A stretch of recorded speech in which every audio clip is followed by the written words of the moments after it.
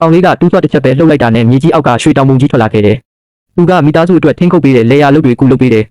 သူစန်းတာကသူအလုပ်လုပ်တိုင်းကောင်းတင်ကနေငွေတွေမိုးလိုရွာကျလာတတ်တာပဲတကယ်တော့ဒီကောင်လေးဟာအိမ်မှုကိစ္စတွေလုပ်ပေးတိုင်းကောင်းတင်ပုံရဲ့ဆုလက်တွေရရှိနေသူဖြစ်တယ်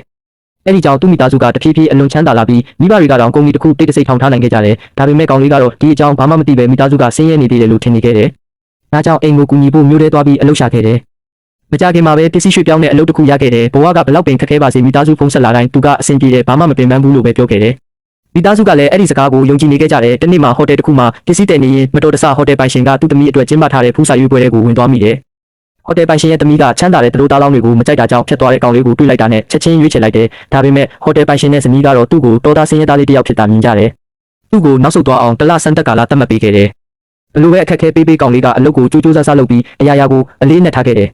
အချိန်ကြာလာတာနဲ့အမျှမင်းကလေးရဲ့မိဘတွေကလည်းသူ့ကိုလေးစားလာပြီးနောက်ဆုံးမှာသဘောတူလက်ခံပေးဖို့ဆုံးဖြတ်ခဲ့ကြတယ်တစ်ဖက်မှာတော့ကောင်လေးရဲ့မိသားစုပိုင်ကုမ္ပဏီဝင်ငွေက10ဆတိုးလာခဲ့တယ်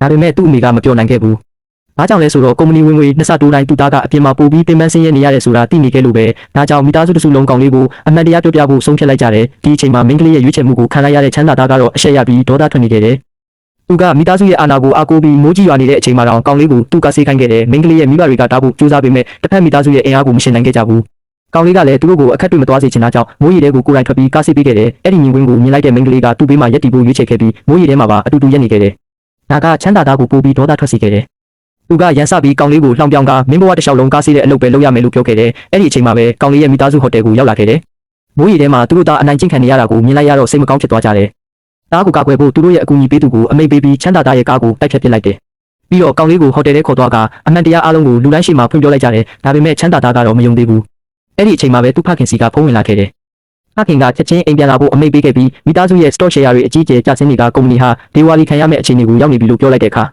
သူ့မျက်နှာပေါ်ကအပြုံးဟာချက်ချင်းတက်ကွယ်သွားခဲ့တော့တယ်